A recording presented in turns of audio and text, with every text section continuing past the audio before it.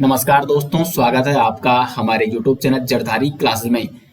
दोस्तों, उत्तराखंड जिला सीरीज का आज है ये लेक्चर नंबर 10, जिसमें हम यहाँ पे चर्चा करने वाले हैं चंपावत जनपद के बारे में। तो वन शॉट वीडियो में दोस्तों हम कंप्लीट यहाँ पे संपूर्ण अध्ययन करने वाले हैं चंपावत जनपद के बारे में विद मैप। और यदि आपको इसके नोट्स चाहिए तो आपको वीडियो के डिस्क्रिप्शन में लिंक मिल जाएगा, वहां पर आपको विद मैप और विद MCQ इसके डिटेल्स नोट्स प्रोवाइड किए गए हैं। तो लिंक आपको मिल जाएगा वीडियो के डिस्क्रिप्शन में। तो शुरू करते हैं दोस्तों आज का लेक्चर। दोस्तों शुरुआत करते हैं चंपावत के इतिहास से। अगर चंपावत के इतिहास की बात करें तो आप सभी जानते हैं जो चंपावत है वो प्रारंभ में चंद वंश के शासकों की राजधानी हुआ करती थी और चंपावत का जो मूल नाम था वो था चंपावती। अब यहाँ पे जब चंद वंश की स्थापना होती है कुमाऊं में, और चंद वंश के संस्थापक कौन थे कुमाऊं में? सोमचंद जो कि चंद वंश के संस्थापक थे, उन्होंने चंपावत की स्थापना की थी और चंपावत को उन्होंने अपने राज्य की राजधानी बनाया था। चंपावत में एक किला भी है, राजबुंगा किला है जिसका नाम, और इसकी स्थापना चंपावत में किसके द्वारा की गई थी? सोमचंद के द्वारा की गई थी, जो कि चंद वंश के संस्थापक थे। तो प्रारंभ में आप यहाँ पे देख सकते हैं कि जो चंपावत है वो चंद वंश के शासकों की राजधानी हुआ करती थी। जो चंदवंश के संस्थापक थे सोमचंद, वो इलाहाबाद के झूसी नामक स्थान से इस क्षेत्र में आए थे और उस समय यहाँ पर कत्यूरी शासकों का शासन हुआ करता था। तो कत्यूरी शासक की पुत्री जिसका नाम था चंपा, उससे सोमचंद का विवाह होता है और अपने रानी के नाम पर इस क्षेत्र का नाम सोमचंद द्वारा रखा जाता है चंपावत। तो चंपावत को यहाँ पे राजधानी बनाया था सोमचंद ने और यहाँ पे राजबुंगा किले का निर्माण भी कराया था। उसके बाद चंपावत को 1872 में तहसील का दर्जा दिया गया और इस जिले की स्थापना की गई थी 15 सितंबर 1997 को। तो चंपावत की स्थापना कब की गई दोस्तों? 1997 को, 15 सितंबर 1997 को। चंपावत कौन सी नदियों के संगम पर बसा हुआ है? तो चंपावती नदी और गड़की गाड़, इन दोनों नदियों के संगम स्थल पर बसा हुआ है चंपावत। तो इस प्रकार से चंपावत का इतिहास है। अगर इसकी भौगोलिक स्थिति की बात की जाए तो यहाँ पे ये मैप आप देख सकते हैं चंपावत का। ये छोटा मैप है और बड़ा मैप मैं अभी आपको बाद में दिखाऊंगा। तो भौगोलिक स्थिति की अगर बात करें तो इसके पूर्वी जो सीमा है चंपावत की, ये नेपाल से साझा होती है। तो इसके पूर्व में नेपाल है। उसके बाद इसके अगर हम पश्चिम की बात करें तो पश्चिम में यहाँ पे नैनीताल, इस प्रकार से नैनीताल से सीमा बनाता है। और इसके दक्षिण में हो जाएगा यहाँ पे उधम सिंह नगर, जबकि उत्तर में कौन है? तो उत्तर में यहाँ पे पिथौरागढ़। तो दोस्तों चंपावत इस प्रकार से यहाँ पे सीमा साझा करता है, एक अंतरराष्ट्रीय सीमा साझा करता है नेपाल से और उत्तराखंड के 3 जनपदों से। उत्तर में पिथौरागढ़, पश्चिम में नेपाल और इसके दक्षिण में है उधम सिंह नगर। अगर हम इसके आगे बात करें राष्ट्रीय राजमार्ग, तो एकमात्र राष्ट्रीय राजमार्ग होकर गुजरता है चंपावत से, वो है NH 109, जो कि रामपुर उत्तर प्रदेश से होते हुए रुद्रपुर जो कि उधम सिंह नगर में है, और उसके बाद खटीमा, टनकपुर, चंपावत होते हुए ये पिथौरागढ़ तक जाता है। इसको अभी मैं आपको मैप के माध्यम से समझाऊंगा। क्षेत्रफल कितना है चंपावत का? 1746 वर्ग किलोमीटर ये क्षेत्रफल है चंपावत का। और क्षेत्रफल की दृष्टि से सबसे छोटा जनपद, राज्य का सबसे छोटा जनपद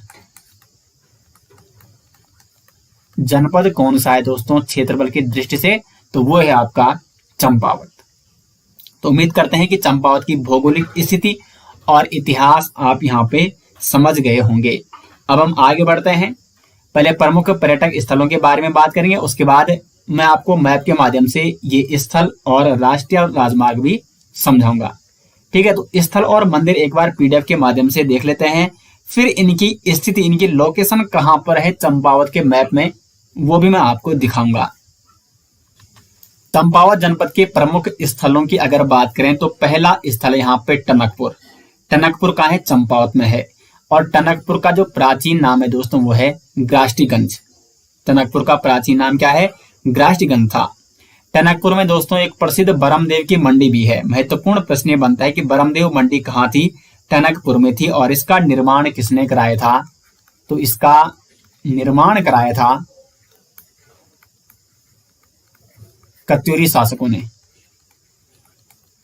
कत्यूरी शासकों द्वारा निर्मित बरमदेव मंडी कौन से जनपद में कौन से स्थान पर थी? तो चंपावत के टनकपुर नामक स्थान पर है कत्यूरी शासकों द्वारा निर्मित बरमदेव मंडी। लेकिन 1880 में जो शारदा नदी बहती है चंपावत में, जो कि काली नदी है, क्योंकि चंपावत में काली नदी को ही शारदा नदी कहते हैं, तो यहाँ पर बाढ़ आ गई थी जिसके कारण ये बरमदेव मंडी यहाँ से बह गई थी। तो बरमदेव मंडी प्राचीन कत्यूरी शासकों के शासनकाल की बरमदेव मंडी प्रसिद्ध मंडी थी। ये कहाँ थी? तो टनकपुर में ये बरमदेव मंडी थी। 1890 में अंग्रेज सैलानी लॉर्ड टलक और मंजर हस्सी, ठीक है, इस स्थान पर आए थे और यहाँ पर इन्होंने अपने निवास के लिए बंगले भी बनाए थे। इस स्थान का नाम लॉर्ड टलक के नाम पर क्या रखा गया? पहले टलकपुर और बाद में इसे टनकपुर कहा गया। तो देखो प्राचीन नाम इसका ग्राष्टीगंज था, तो ग्राष्टीगंज से इसका नाम टनकपुर कैसे पड़ा? अंग्रेज सैलानी लॉर्ड टलक और यहाँ पे मंजर हंसी आए थे, ठीक है। तो लॉर्ड टलक के नाम पर इस क्षेत्र का नाम पड़ा टलकपुर और बाद में यही टलकपुर जाना गया टनकपुर के नाम से। एक और महत्वपूर्ण fact, doctor APJ Abdul Kalam प्रौद्योगिकी संस्थान ये कहाँ है? तो ये भी आपका टनकपुर में है। मोस्ट इंपॉर्टेंट प्रश्न ये बन सकता है। डॉक्टर एपीजे अब्दुल कलाम प्रौद्योगिकी संस्थान टनकपुर में स्थित है और टनकपुर कहाँ है? चंपावत में स्थित है। तो ये टनकपुर के बारे में जो भी फैक्ट थे, जितने भी प्रश्न यहाँ से बन सकते हैं वो मैंने आपको यहाँ पे बता दिए हैं। दूसरा है लोहा घाट। लोहा घाट को दोस्तों पुराणों में लोहारगल भी कहा जाता है। लोहा घाट को क्या कहा जाता है? पुराणों में लोहारगल कहा जाता है। और लोहागढ़ जो कि चंपावत में लोहावती नदी के तट पर ये बसा हुआ है लोहा घाट, और यहाँ पर मानेश्वर मंदिर भी स्थित है। इस मानेश्वर मंदिर का निर्माण चंद शासक निर्भय चंद द्वारा कराया गया था। निर्भय चंद ने इस मानेश्वर मंदिर का निर्माण किया था लोहा घाट में। लोहा घाट को महाभारत कालीन बाणासुर का जो किला है वो यहाँ पे लोहा घाट में देखने को मिलता है। और प्रसिद्ध मां वाराही देवी मंदिर, ये महत्वपूर्ण प्रश्न बनता है कि वाराही देवी मंदिर कहाँ है? तो चंपावत के लोहा घाट में है। और बाणासुर का किला, महाभारत कालीन बाणासुर का किला भी लोहा घाट में देखने को मिलता है। तो लोहा घाट और टनकपुर प्रसिद्ध स्थल हैं चंपावत के। चंपावत जनपद के प्रमुख स्थलों में जो तीसरा स्थल है वो है बनबसा। जो बनबसा है, यहाँ पे एक बनबसा बैराज भी है जो कि शारदा नदी या जिसे काली नदी भी कहा जाता है उस पर स्थित है बनबसा बैराज। अब यहाँ पे आपको कंफ्यूज नहीं होना है कि शारदा नदी और काली नदी में, क्योंकि काली नदी ही शारदा नदी है। काली नदी को चंपावत में क्या कहा जाता है? शारदा नदी कहा जाता है। और ये जो बनबसा बैराज है चंपावत में, यहाँ से जो ये शारदा नहर है वो उधम सिंह नगर की ओर और जो महाकाली नदी वो नेपाल की ओर चली जाती है। ये मैं आपको मैप के माध्यम से अच्छे से अभी समझाने का प्रयास करूंगा। जब मैं आपको रिवर सिस्टम दिखाऊंगा चंपावत का तो वहां पे आपको क्लियरली ये समझ में आ जाएगा। तो बनबसा ये भी कहाँ है?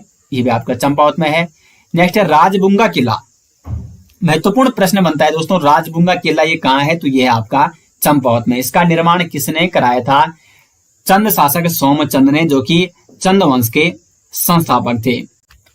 और जो ये राजबुंगा किला है इसके प्रवेश द्वार खंड में सिंह का अंकन भी किया गया है, तो इसलिए इसको सिंह द्वार के नाम से भी जाना जाता है। सिंह द्वार राजा सोमचंद द्वारा बनाया गया राजबुंगा किला, इसके प्रवेश द्वार को सिंह द्वार के नाम से जाना जाता है। तो यही यहाँ पे कुछ प्रमुख स्थल थे चंपावत के। ज्यादा कोई अन्य महत्वपूर्ण स्थल नहीं है क्योंकि चंपावत एक छोटा सा जनपद है। टनकपुर, लोहा घाट, बनबसा, राजबुंगा किला ये सभी चंपावत में है। अब आगे बात करते हैं चंपावत के प्रमुख मंदिरों के बारे में। पहला मंदिर है पूर्णागिरि देवी मंदिर।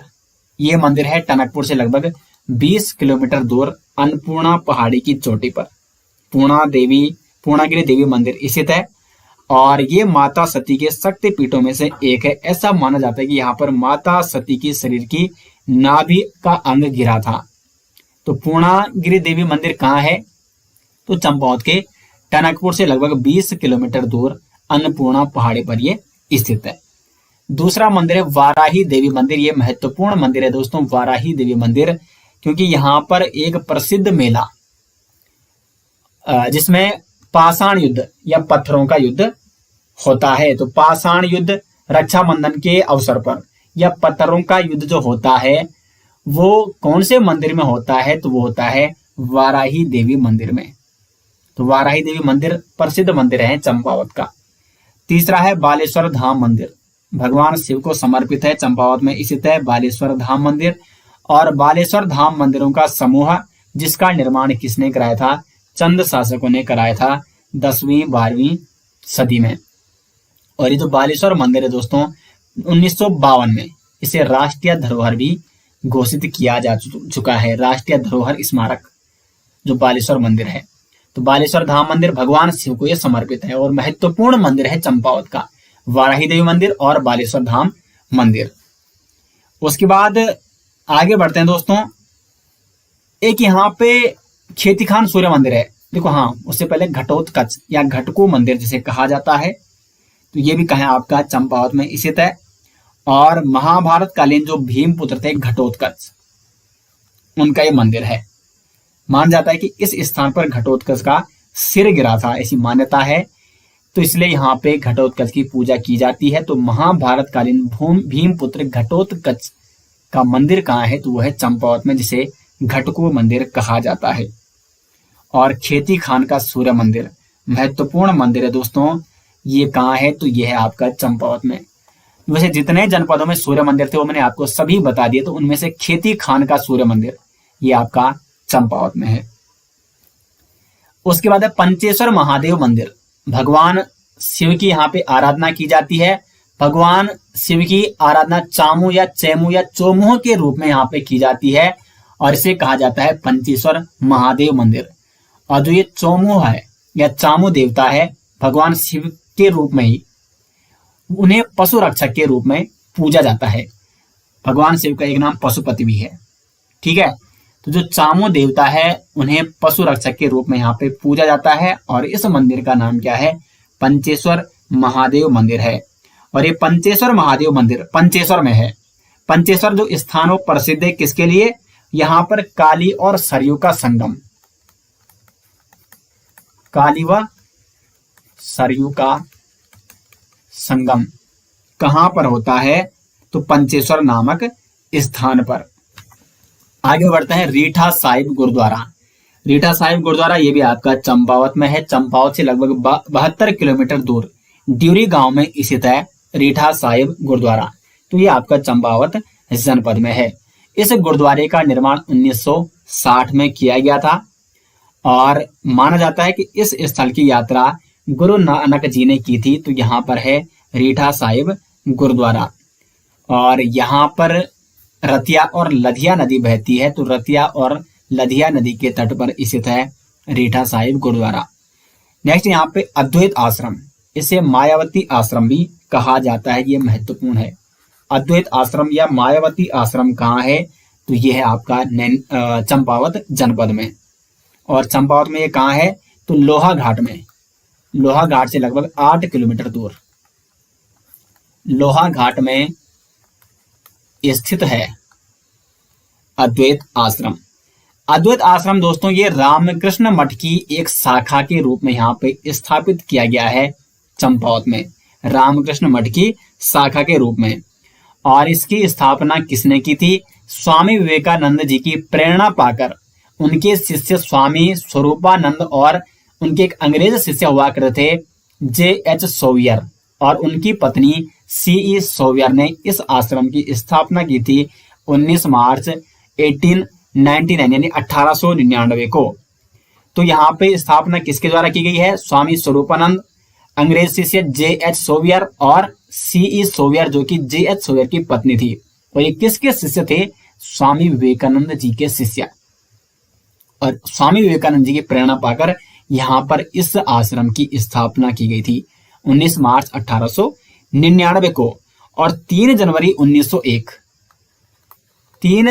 1901 को स्वयं यहाँ पर स्वामी विवेकानंद जी भी आए थे और यहाँ पर इन्होंने 15 दिन का वास भी किया था। तो इसलिए काफी प्रसिद्ध है अद्वैत आश्रम जिसे मायावती आश्रम के नाम से भी जाना जाता है। नेक्स्ट यहाँ पे क्रांतेश्वर महादेव मंदिर, ये मंदिर भी चंपावत में कूर्म पर्वत जो शिखर है उस पर स्थित है। क्रांतेश्वर महादेव मंदिर भगवान विष्णु को समर्पित। क्योंकि मैंने आपको कई बार इतिहास में बता रखा है कि ऐसा माना जाता है कि भगवान विष्णु ने कूर्मा अवतार या जिसे कच्छपा अवतार भी कहते हैं, कछुए का अवतार वो इसी पर्वत पर लिया था, क्रांतेश्वर पर्वत पर, कूर्म पर्वत पर। ठीक है, तो इसलिए यहाँ पे क्या है, क्रांतेश्वर महादेव मंदिर है। भगवान विष्णु ने इसी कूर्म पर्वत पर कूर्मा अवतार या कच्छपा अवतार लिया था। और स्कंद पुराण के मानस खंड में कूर्म नाम के पर्वत का उल्लेख भी देखने को मिलता है। तो कूर्म पर्वत कहाँ है, तो ये आपका चंपावत में है। मानेश्वर महादेव मंदिर, ये भी आपका मानेश्वर मंदिर चंपावत में है। और हिंगला देवी मंदिर, ये एक अन्य मंदिर है चंपावत में।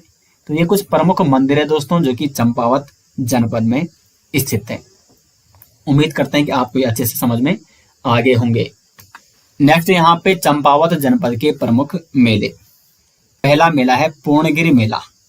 पूर्णगिरि मेला ये चंपावत के टनकपुर के पास जो पूर्णागिरि देवी मंदिर है, मैंने अभी आपको ऊपर बताया था, तो वहां पर ये पूर्णगिरि मेला आयोजित किया जाता है। और जो पूर्णगिरि मंदिर है वो अन्नपूर्णा शिखर पर स्थित है। और ये जो मेला लगता है ये चैत्र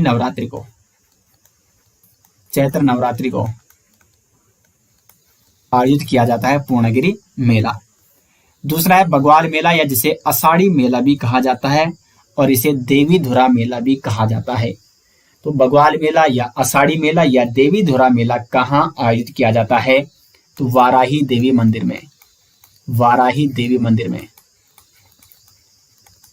में। और इस मेले में दोस्तों क्या होता है, पाषाण युद्ध होता है, पत्थरों का युद्ध। यहाँ पे दोनों गुट एक दूसरे पर क्या फेंकते हैं, पत्थर यानी पाषाण फेंकते हैं, दो गुटों के लोग एक दूसरे पर। और ये मेला कब आयोजित किया जाता है, तो रक्षाबंधन के दिन इस मेले को आयोजित किया जाता है।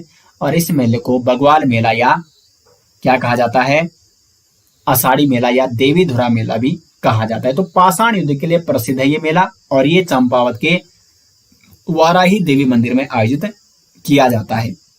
तीसरा है लड़ी धुरा मेला। जो लड़ी धुरा मेला है ये चंपावत जनपद के बाराकोट में आयोजित किया जाता है। बाराकोट, कार्तिक पूर्णिमा को मेला आयोजित किया जाता है। उसके बाद है मानेश्वर मेला, चंपावत के मायावती आश्रम के पास ये आयोजित किया जाता है। मायावती आश्रम के बारे में मैंने आपको अभी बताया। रामकृष्ण मठ की एक शाखा है मायावती आश्रम, जिसे अद्वैत आश्रम के नाम से भी जाना जाता है। और इसकी स्थापना कब हुई थी, 1899 को। तो इसी मायावती आश्रम के निकट मानेश्वर मेला आयोजित किया जाता है।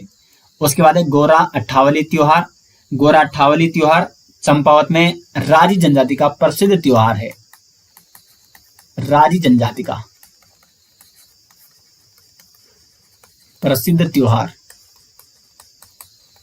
जिसका नाम है गोरा अट्ठावली त्योहार। उसके बाद कड़ाई देवी मेला और झूला मेला, ये भी दोस्तों चंपावत में आयोजित किए जाते हैं। तो चंपावत के जितने भी मेले थे वो मैंने आपको यहाँ पे डिटेल्स में बता दिए हैं। अब दोस्तों जो मैंने आपको यहाँ पे प्रमुख स्थल और प्रमुख मंदिर बताए हैं उनको मैं आपको यहाँ पे एक बार मैप के माध्यम से दिखाने का प्रयास करता हूँ। और रिवर्स सिस्टम भी हम मैप में एक साथ ही देख लेंगे। प्रमुख स्थल, प्रमुख मंदिर और नदी तंत्र किस प्रकार का है चंपावत का, वो हम यहाँ पे एक बार मैप में देख लेते हैं। यह है दोस्तों चंपावत जनपद का कंप्लीट मैप यहाँ पे। और इसमें मैं आपको पहले बताऊंगा कि चंपावत के प्रमुख स्थल और साथ ही साथ बात करेंगे प्रमुख मंदिरों की। और उसके बाद रिवर्स सिस्टम यहाँ पे समझने का प्रयास करेंगे इस मैप के माध्यम से। तो यहाँ पे ये देखो नेशनल हाईवे मैंने आपको बता दिया था NH9, ठीक है। NH09 ये चंपावत से होकर गुजरता है। और ये कहाँ से आ रहा है, तो उधम सिंह नगर से। उधम सिंह नगर के रुद्रपुर से नीचे ये उत्तर प्रदेश के रामपुर से होकर आता है। उसके बाद उधम सिंह नगर के रुद्रपुर होकर खटीमा होते हुए ये यहाँ पे ऊपर टनकपुर पहुंच जाता है। फिर टनकपुर से इस प्रकार से चंपावत, लोहाघाट और फिर ये पिथौरागढ़ पहुंच जाता है। तो चंपावत से एकमात्र जो राष्ट्रीय राजमार्ग गुजरता है वो है NH09। और ये कौन कौन से चंपावत के मुख्य नगरों से होकर जा रहा है, तो टनकपुर हो गया, चंपावत, लोहाघाट, इन मुख्य यहाँ पे जो ये स्थल हैं चंपावत के, इनसे होकर ये गुजरता है। तो चंपावत में कौन सा राष्ट्रीय राजमार्ग गुजरता है? NH09, जो कि रामपुर उत्तर प्रदेश से होते हुए रुद्रपुर, खटीमा, टनकपुर, उसके बाद चंपावत, उसके बाद लोहाघाट और फिर ये पिथौरागढ़ में पहुंच जाता है। प्रमुख स्थलों की अगर बात करें, देखो यहाँ पे बाराकोट है, यहाँ पे पाटी नामक स्थान है, ये चंपावत यहाँ पर है, लोहाघाट यहाँ पर है, ये माउंट एबट है चंपावत में। उसके बाद यहाँ पे चूका नामक स्थान है जहां पर काली नदी और लधिया नदी का संगम होता है। ये सूखी ढांग नामक स्थान है, टनकपुर नामक स्थान है। तो ये कुछ प्रमुख स्थल है यहाँ पे। और मंदिर भी आप देख सकते हैं, पूर्णागिरि देवी मंदिर चंपावत में स्थित है, यहाँ पर ये लोकेशन है इसकी। उसके बाद ये अद्वैत आश्रम है, ये मैंने आपको PDF के माध्यम से डिटेल्स में बता दिया है। इसको और जूम करके देखेंगे तो आपको फिर अच्छे से ये दिखने लग जाएगा। ये बाणासुर का किला है चंपावत में। ये वाराही देवी मंदिर है चंपावत में, ये चंपावत के जो चंपावत नगर है उसी के आसपास है। मानेश्वर मंदिर ये है, हिंगला देवी मंदिर ये है यहाँ पे चंपावत में। ये रीठा साहिब है, ये देखो, ठीक है, रीठा साहिब। पूरा मैंने दोस्तों जितने भी प्रमुख स्थल और प्रमुख मंदिर है वो मैंने मैप में यहाँ पे इंक्लूड कर रखे हैं। ये बालेश्वर मंदिर है चंपावत का, और यह है क्रांतेश्वर महादेव मंदिर चंपावत का। तो ये कुछ प्रमुख मंदिर और प्रमुख स्थल इस प्रकार से आप यहाँ पे देख सकते हैं। अब हम अगर बात करें चंपावत के रिवर सिस्टम की, यानी नदी तंत्र की, तो कौन कौन सी नदी यहाँ पे बहती है चंपावत में? तो सबसे पहले लधिया नदी की बात करेंगे। ये है लधिया नदी। लधिया नदी ये देखो यहाँ पे, ये कहाँ से आ रही है? तो ये आ रही है आपकी इस प्रकार से, ये आ रही है यहाँ पे इस क्षेत्र से। लधिया नदी अल्मोड़ा, नैनीताल और चंपावत के मिलन बिंदु, और इस बिंदु का नाम है गजार। जो गजार नामक स्थान है ये अल्मोड़ा, चंपावत और नैनीताल का मिलन बिंदु है। तो गजार नामक स्थान से उद्गम होता है लधिया नदी का। फिर लधिया नदी आगे यहाँ पे रीठा साहिब के निकट से होते हुई, अब एक प्रश्न यहाँ पे बन सकता है कि चंपावत में जो रीठा साहिब है वो किस नदी के तट पर स्थित है? तो लधिया नदी के तट पर। फिर यहाँ से आगे बढ़ती हुई यहाँ पे रीठा साहिब ये रतिया नदी से संगम करती है, ये रतिया नदी है। तो रतिया नदी और लधिया नदी का संगम होता है रीठा साहिब के निकट। तो रीठा साहिब, लधिया और रतिया नदी के संगम स्थल पर है रीठा साहिब। फिर यहाँ से लधिया नदी आगे बढ़ती है और ये पहुंच जाती है चूका नामक स्थान पर, और चूका नामक स्थान पर यह संगम करती है काली नदी से। अब यहाँ पे मुख्य वजह काली नदी है, ठीक है। तो काली नदी को अगर हम देखें तो काली नदी कहाँ से आ रही है? नेपाल और पिथौरागढ़ की सीमा बनाते हुए इस प्रकार से, पिथौरागढ़ है, ये नेपाल है, तो यहाँ से आ रही है और ये इस प्रकार से इंटर कर रही है चंपावत में। और अब ये चंपावत और नेपाल की सीमा बनाते हुए आगे बढ़ती है। यहाँ पे पंचेश्वर महादेव मंदिर है, यहाँ से आगे बढ़ रही है काली नदी, और मटियानी नामक स्थान पर ये लोहावती नदी से भी संगम करती है चंपावत में। तो लोहावती नदी ये भी काली नदी की सहायक नदी है। और यहाँ पर जो लोहाघाट नामक स्थान है चंपावत का, ये इसी लोहावती नदी के तट पर बसा हुआ है। तो लोहावती नदी जो कि मटियानी नामक स्थान पर चंपावत में काली नदी से संगम करती है। फिर काली नदी आगे बढ़ती है और चूका नामक स्थान पर लधिया नदी से संगम करती है। फिर आगे बढ़ती है काली नदी, और यहाँ पर देखो झिलमिल ताल इसी काली नदी के तट पर है। दो ताल है चंपावत में, श्याम ताल और झिलमिल ताल। इसकी मैंने शॉर्ट ट्रिक भी आपको बताई थी, चमके श्याम झिलमिल। चमके से हो जाएगा चंपावत, श्याम से हो जाएगा श्याम ताल, और झिलमिल से हो जाएगा झिलमिल ताल। तो यहाँ पे दो ताल है चंपावत में, झिलमिल ताल और श्याम ताल। तो काली नदी झिलमिल ताल के निकट से आगे बढ़ती है और यहाँ पे पहुंच जाती है टनकपुर परियोजना, काली नदी पर है चंपावत में। तो टनकपुर परियोजना किस नदी पर है? तो वो है काली नदी पर। फिर आगे बढ़ती है, आगे टनकपुर परियोजना से आगे बनबसा बैराज है। तो बनबसा बैराज भी किस नदी पर है? तो काली नदी पर है। बनबसा बैराज कहाँ है? चंपावत में है। ये दोनों परियोजनाएं, टनकपुर परियोजना और बनबसा बैराज, दोनों चंपावत में है। बनबसा बैराज से एक महत्वपूर्ण पॉइंट आपको यहाँ पे नोट करना है कि काली नदी यहाँ पे दो भागों में बंट जाती है। एक ये शारदा नहर के रूप में आगे निकल जाती है, तो इसलिए काली नदी को चंपावत में शारदा नदी के नाम से भी जाना जाता है। तो शारदा नदी यहाँ पे बनबसा बैराज से इस प्रकार से चंपावत से होते हुए उधम सिंह नगर पहुंच जाती है। और जबकि एक दूसरी इसकी धारा काली नदी की धारा महाकाली नदी के नाम से ये फिर नेपाल की ओर मुड़ जाती है। ये नेपाल है। तो इस प्रकार से दोस्तों मैंने आपको काली नदी का कंप्लीट मैप बता दिया है। मैप के माध्यम से ये रिवर सिस्टम बता दिया है कि कौन कौन सी सहायक नदियां हैं काली नदी की, जो चंपावत में संगम कर रही है काली नदी के साथ। ऊपर यहाँ पे सरयू नदी भी है, ठीक है। ये पंचेश्वर नामक स्थान पर जो सरयू नदी है वो पिथौरागढ़ और चंपावत की सीमा बनाते हुए पंचेश्वर नामक स्थान पर काली नदी से संगम करती है। ये अब मैं आपको डिटेल्स में किसके माध्यम से बताने वाला हूँ, पीडीएफ के माध्यम से भी बताने वाला हूँ। तो देखो यहाँ पे पंचेश्वर बांध परियोजना है काली नदी पर, उसके बाद यहाँ पे टनकपुर परियोजना है, और उसके बाद बनबसा बैराज, ये काली नदी या शारदा नदी पर स्थित है। तो पूरा मैंने यहाँ पे आपको मैप बता दिया है इस प्रकार से। उम्मीद करते हैं कि आपको ये मैप के माध्यम से अच्छे से समझ में आ गया होगा दोस्तों। और अब हम आगे बढ़ेंगे और पीडीएफ के माध्यम से चर्चा करेंगे। दोस्तों तो चंपावत का कंप्लीट नदी तंत्र मैंने आपको मैप के माध्यम से समझा दिया है। अब यहाँ पे पीडीएफ के माध्यम से आप इसको नोट कर सकते हैं। तो चंपावत में नदी है लधिया नदी है, अभी मैंने आपको बताया मैप के माध्यम से। ये अल्मोड़ा, नैनीताल और चंपावत के मिलन बिंदु गजार नामक स्थान से इसका उद्गम होता है। इसका उद्गम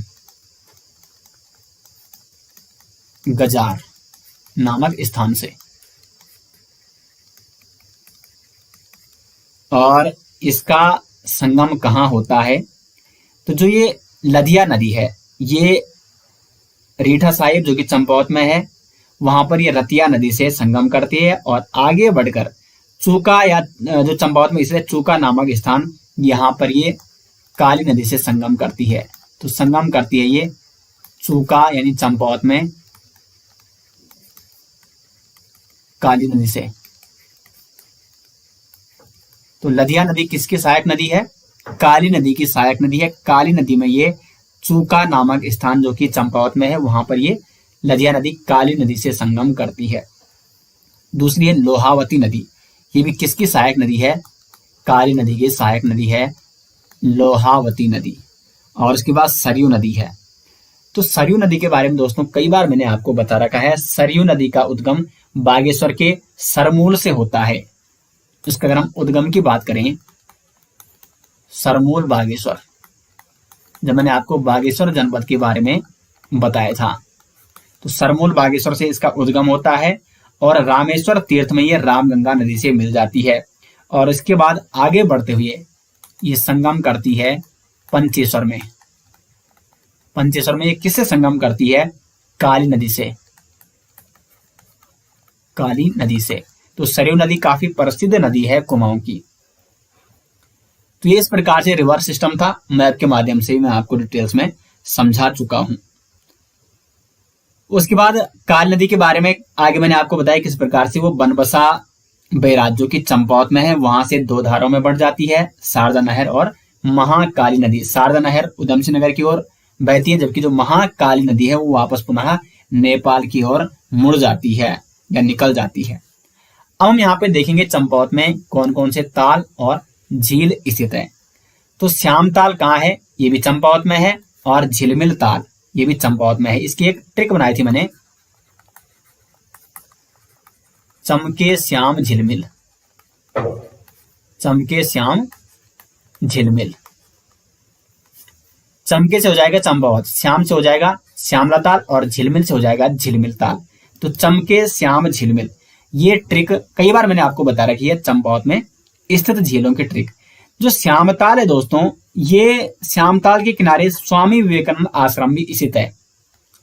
मोस्ट इंपोर्टेंट प्रश्न बनता है कि स्वामी विवेकानंद आश्रम किस ताल के निकट स्थित है। तो चंपावत में जो श्याम ताल है उसके निकट है, उसके किनारे है स्वामी विवेकानंद आश्रम। और श्यामताल का झूला मेला काफी प्रसिद्ध है। यहाँ पे झूला मेला आयोजित किया जाता है। और जो झिलमिल ताल है ये टनकपुर से लगभग 5 किलोमीटर दूर पर स्थित है। अब बात करते हैं कि यहाँ पर कौन कौन सी जल विद्युत परियोजनाएं हैं चंपावत में। तो पंचेश्वर बांध परियोजना काली नदी पर है चंपावत में। टनकपुर बांध परियोजना टनकपुर बैराज ये शारदा नदी या काली नदी पर, क्योंकि काली नदी को ही शारदा नदी कहा जाता है चंपावत में, तो शारदा नदी पर है टनकपुर बांध परियोजना। अगर शारदा नदी नहीं आता है ऑप्शन में फिर आपको काली नदी करना है। और बनबसा बैराज ये भी शारदा नदी पर है या काली नदी पर है चंपावत में। उसके बाद अगर हम बात करें दर्रे, तो एकमात्र दर्रा लासपा धुर्रा या लासपा दर्रा यह है चंपावत और पिथौरागढ़ के मध्य। चंपावत और पिथौरागढ़ के मध्य कौन सा दर्रा है, तो लासपा दर्रा है। दोस्तों यहाँ पे दर्रे प्रमुख जल विद्युत परियोजनाएं, ताल, झील और रिवर सिस्टम भी आपका चंपावत जनपद का मैंने आपको कंप्लीट बता दिया है। इसके नोट्स आपको डिटेल्स में मिल जाएंगे वीडियो के डिस्क्रिप्शन में। अब बात करते हैं चंपावत जनपद के प्रमुख व्यक्तियों के बारे में। हर्षदेव ओली। हर्षदेव ओली इनका जन्म 4 मार्च 1890 को हुआ था गोसानी गांव चंपावत में, और इनका निधन हुआ था 5 जनवरी 1940 को। एक महत्वपूर्ण प्रश्न बनता है कि काली कुमाऊं का शेर किसे कहा जाता है, तो हर्षदेव ओली को कहा जाता है काली कुमाऊं का शेर, और ये चंपावत जनपद से संबंधित है। और ब्रिटिशर्स इन्हें क्या कहकर पुकारते थे, मुसेलिनी। जो ब्रिटिश लोग थे वो हर्षदेव ओली को मुसेलिनी कहते थे। इनके इतिहास के बारे में अगर हम चर्चा करेंगे तो सबसे पहले इन्होंने वैसे मायावती आश्रम में इन्होंने प्रबुद्ध भारत पत्रिका के प्रकाशन का कार्य किया था। मायावती आश्रम से एक पत्रिका निकलती थी प्रबुद्ध भारत, वहां पर इन्होंने उसके प्रकाशन का कार्य किया। और 1919 में अंग्रेजी अखबार इंडिपेंडेंट के उप संपादक और संपादक भी रह चुके थे हर्षदेव ओली। उसके बाद 1924 की बात है दोस्तों, 1924 में फॉरेस्ट कमेटी का गठन किया गया था। ये मैंने आपको कई बार जब ब्रिटिश उत्तराखंड पढ़ाया था मैंने आपको, उत्तराखंड में ब्रिटिश शासन, तो वहां पर बताया था कि फॉरेस्ट कमेटी का गठन ब्रिटिशों द्वारा उत्तराखंड में 1924 को किया गया था। और उसके उपाध्यक्ष बनाए गए थे, कौन बनाए गए थे, तो हर्षदेव ओली फॉरेस्ट कमेटी का उपाध्यक्ष 1924 में। उसके बाद 1929 में यानी 1929 में कांग्रेस के लाहौर अधिवेशन में कुमाऊं का इन्होंने प्रतिनिधित्व किया था हर्षदेव ओली ने। और 1930 में जंगलात कानून के विरुद्ध सविनय अवज्ञा आंदोलन भी इन्होंने चलाया था। और 5 जनवरी 1940 को हर्षदेव ओली का निधन हो जाता है। दूसरे प्रसिद्ध व्यक्ति कालू मेहरा। कालू मेहरा इनका जन्म 1831 को विसूड़ गांव चंपावत में हुआ था और इनका निधन हुआ 1906 में। कालू मेहरा जिन्हें उत्तराखंड का प्रथम स्वतंत्रता संग्राम सेनानी भी कहा जाता है, और इन्होंने एक गुप्त संगठन की स्थापना की थी जिसका नाम था क्रांतिवीर। तो क्रांतिवीर नामक गुप्त संगठन किसने बनाया था, कालू मेहरा ने। और कालू मेहरा को उत्तराखंड का प्रथम स्वतंत्रता संग्राम सेनानी कहा जाता है। तो ये कुछ प्रमुख व्यक्ति थे चंपावत जनपद से संबंधित। चंपावत जनपद की वीडियो दोस्तों ज्यादा लॉन्ग नहीं होगी, क्योंकि चंपावत जनपद छोटा सा जनपद है, तो इसलिए इसके बारे में जितने भी फैक्ट हैं वो मैंने आपको यहाँ पे बता दिया है। ज्यादा फैक्ट नहीं है, कम ही है यहाँ पे चंपावत जनपद के बारे में पढ़ने के लिए। प्रशासनिक ढांचे की अगर बात करें तो विधानसभा सीटें यहाँ पे 2, चंपावत और लोहाघाट विधानसभा सीट, जबकि विकास खंड यहाँ पे 4, चंपावत, लोहाघाट, बाराकोट और पाटी। तहसीलें चंपावत, पूर्णागिरी, लोहाघाट, बाराकोट, पाटी, 5 तहसीलें हैं। जनसंख्या है 2,59,648, जिसमें जनघनत्व है 147, और लिंगानुपात कितना है 2011 की जनगणना के अनुसार, तो वो है 980। साक्षरता है 79.83%, जिसमें पुरुष साक्षरता हो जाएगी 91.6% और महिला साक्षरता हो जाएगी 68.05%। तो कंप्लीट प्रशासनिक ढांचा मैंने आपको यहाँ पे बता दिया है। तो चंपावत जनपद के बारे में जितने भी महत्वपूर्ण फैक्ट है दोस्तों वो मैंने आपको यहाँ पे बता दिया है। और इसके बाद हम यहाँ पे इसके जल्द ही MCQ लेकर आएंगे। वहां पर और अच्छे से आपका रिवीजन हो जाएगा। लेकिन लगातार आपको जो यहाँ पे आपको लेक्चर मिलता है, एक बार आपने वीडियो देखनी है, उसके बाद 2-3 बार उसको रिवाइज करना है। अगर आपको पीडीएफ चाहिए इसका रिवाइज करने के लिए तो लिंक आपको मिल जाएगा वीडियो के डिस्क्रिप्शन में। वहां पे प्रत्येक 13 जनपदों के नोट्स और प्रत्येक जनपद के एमसीक्यू और मैप भी वहां पे पूरा एचडी में दिया गया है। लिंक आपको मिल जाएगा वीडियो के डिस्क्रिप्शन में। तो दोस्तों उम्मीद करते हैं कि आपको वीडियो पसंद आई। वीडियो पसंद आए तो वीडियो को लाइक और शेयर जरूर करें। मिलते हैं नेक्स्ट लेक्चर के साथ, तब तक के लिए धन्यवाद।